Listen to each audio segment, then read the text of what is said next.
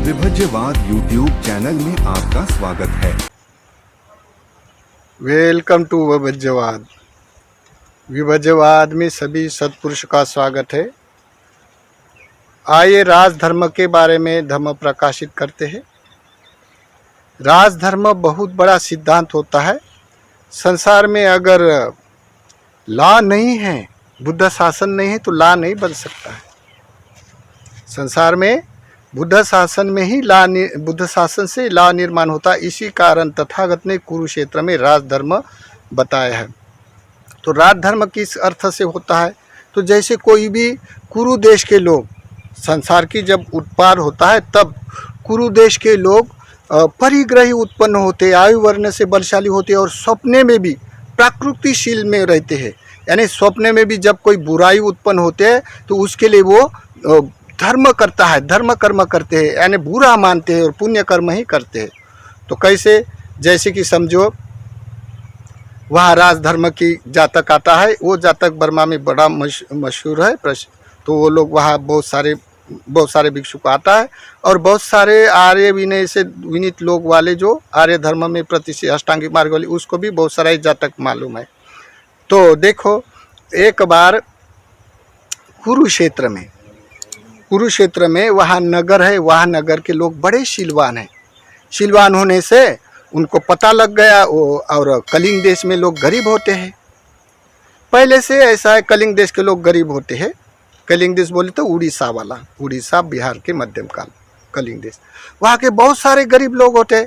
गरीब लोग होने से वो अपने में विचार करते हुए बोलते हैं, देखो हम गरीब क्यों है, बहुत पता नहीं लगता, हम कितना दिन हो गए गरीबी का खाने को नहीं मिलता है हमको और हम लोगों को बड़े बेबस होते हैं। ऐसा करके वो बोलने के बाद किसी ने बोला, अरे कुरु देश का राजा ना बड़ा धार्मिक होता है और धार्मिक होने से वहाँ सफ़ेद हाथी है, इसी कारण सफ़ेद हाथी पालने से अमीर लोग बनता है। तो बोलता है, अगर हम लोग सफ़ेद हाथी लाया तो हम भी अमीर बन जाएंगे। तो बोलता है, हमको देगा क्या राजा? तो बोलता है, अगर राजा है और राजा तो बड़ा धार्मिक होता है, अगर इस टाइप का हो तो हमको निश्चित रूप से दे देगा। तो चलो, उसने क्या किया, 10-12 जने ने तैयारी किया और आए 8 दिन लगे पैदल आए। आने के बाद अपने जहाँ राज बैठक था वहाँ राजा बैठा है। बैठने के बाद वहाँ महफिल चल रही, तो वो गरीब होने से, अपने लाचार दुर्भिक्ष दिखने से पीछे बैठ गए। बैठ जाने से राजा ने जान लिया। धार्मिक राजा होते ना, तो उसको साथ बोला, मान सम्मान से बोलता है, आप कौन गांव से आए, किस कारण हेतु से आए हैं? तो बोलते हैं, हम कलिंग देश के आए, बड़े दूर से आए, सुना था क्या यहाँ का राजा का पास जो सफ़ेद हाथी है, सफ़ेद हाथी होने से अमीर हो जाता। हम बहुत दिन हो गए, बहुत गरीब है, हम लोगों को खाने को नहीं मिलता है, हमारे बच्चे बड़ा दुख भोगते हैं गरीबी से। तो ये हम हाथी चाहता है, लेके जाएगा तो हम लोगों को बड़ा, हमारा भाग्य खुल जाएगा। तो राजा क्या बोलता है, अरे अगर तुम्हारी गरीबी दूर हो सकती है तो लेके जाओ। ऐसा बोले से उसको बड़ा हर्ष हो गया। हर्ष हो जाने से बोलता है, चलो लेके जाएंगे। लेके जाने के बाद कहाँ हाथी तो जाता है, जाते जाते वो क्या करता है, वो हाथी सफ़ेद है ना, बड़ा श्रृंगार से सजा है। उसके झुमके, पैर में बड़े झंझार है और उसके वाले सुवर्ण की उसके बिछाना, बहुत सारे उसके पीठ पर बिछा हुआ ये वजह।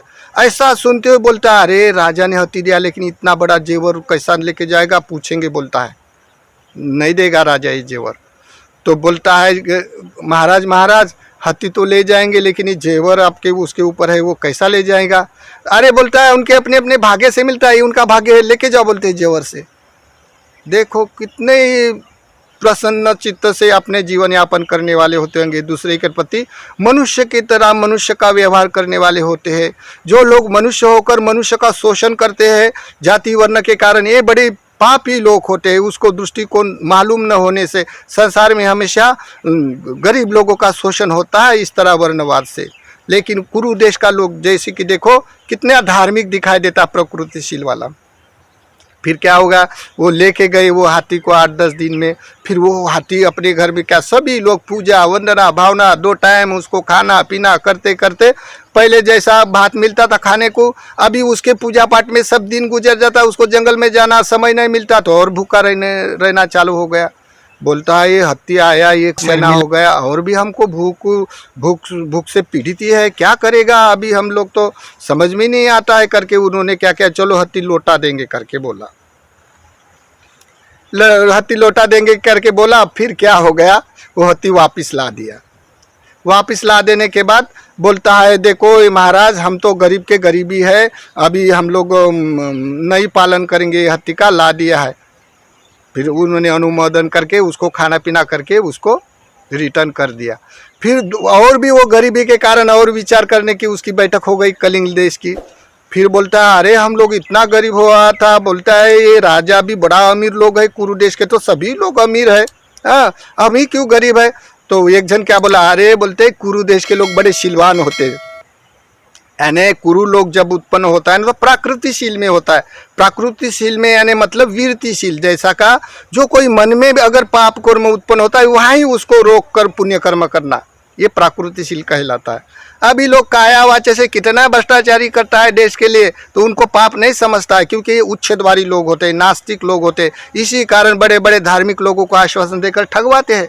आप कुरु देश के धर्म राजधर्म की बात करें, जैसा ये जो अभी भारतीय संविधान का जो घटना है, ये घटना सभी घटना लोकतांत्रिक धर्म से पाई जाती है, और जितना भी लॉ है भारत का ये सब संघ विनय की कैटेगरी है, काफ़ी है। क्योंकि वहाँ जो अपने अपने पुराने जो वर्णवाद के कोई ग्रंथ पुराण वो पूरा भारत का विकास करने के लिए घटना नहीं बना सकता था।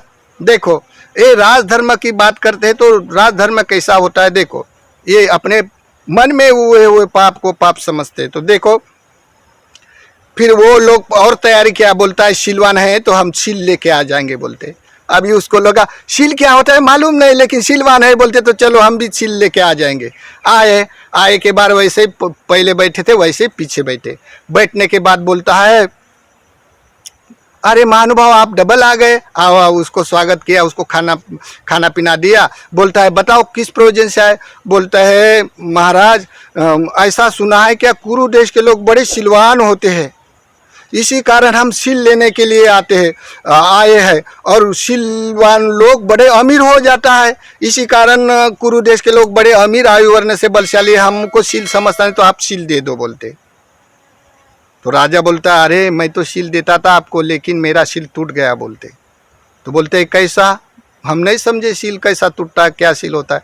तो बोलते देखो मैं जब कोई बाण चलाने का वो स्पर्धा होती है ना, तो ऐसी स्पर्धा में मैंने बाण चलाया स्पर्धा के रूप में, तो वो बाण सीधा तालाब में जाके गिर गया तो बाण ऊपर नहीं आया, तो किसी ना किसी मछली को लगा होगा ना, तो मेरे वजह से पाप हुआ होगा ना।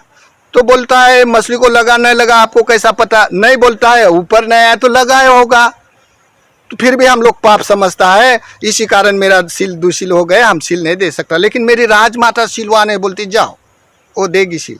फिर राजमाता के पास जाता है ढूंढते ढूंढते, तो बोलता है आओ बैठे। वो राजमाता बैठी थी, बैठने के बाद बोलता है देखो राजा ने ऐसा ऐसा बोला था, इस कारण हम लोग यहाँ आए हैं, बोले कि राजमाता शीलवान है वो शील देंगी। तो बोलते हैं अगर मैं शील तो दे सकती, लेकिन मेरा शील टूट गया बोलते, इसी कारण मैं शील नहीं दे सकती। तो बोलते हैं कैसे शील टूट गया। तो बोलता है देखो मेरी छोटी बहू बड़ी आई तो मैंने बहुत सारा धन एवज उसको दे दिया, लेकिन छोटी बहू मेरे मन की नहीं किया, इसी कारण मैं छोटी बहू को जेवर नहीं दिया और उसके साथ अच्छी बात भी नहीं किया था, इसी कारण मेरे मन में द्वेष आया था ना इसके प्रति, इसी कारण मेरा शील भंग हो गया, इसी के लिए मैं शील नहीं दे सकती आपको। लेकिन मेरी बड़ी बहू है ना, ये बड़ी शीलवान है, जाओ उसके पास। फिर हिचकाते हुए वो कलिंग लोग गरीब लोग चले जाते हैं बड़ी बहू रानी के पास। जाने के बाद वो प्रयोजन बताते, राजा के पास गया, फिर माता के पास गया, माता ने ऐसा बोला, राजा ने ऐसा बोला। ऐसा बोलने से फिर वो बहू बोलती है बड़ी, देखो मेरा शील भंग हो गया, इसी कारण मैं शील नहीं दे सकती हूँ, नहीं तो मैं शील दे सकती थी। तो बोलता है कैसा शील भंग होता है, कैसा आपका शील भंग हो बताओ। तो बोलता है देखो हमारे में संस्कार है ऐसे का, जब पति मर जाता है ना तो अपने छोटा देवर को देवर के साथ शादी बनाना पड़ता है। तो मेरा पति और मेरा देवर एक बार हत्ती अंबारी पर बैठकर जा रहे थे।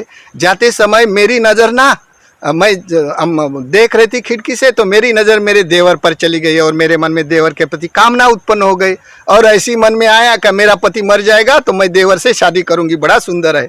तो मेरे मन में पाप आ गया ना, इसी कारण मैं आपको शील नहीं दे सकती हूँ। लेकिन मेरा देवर बड़ा शीलवान है बोलते। अभी देखो ये कलिंग लोग बड़े गरीबी से लाचार हैरान हो गए शील के लिए, फिर चले गए। फिर वो देवर के पास गए तो बोलता है क्यों आ गए, तो उसने सब स्टोरी बताई, ऐसी ऐसी राजा के पास गया, फिर महारानी के पास गया, बड़ी बहू के पास गया, बहू ने ऐसा बोला मेरा देवर शीलवान है।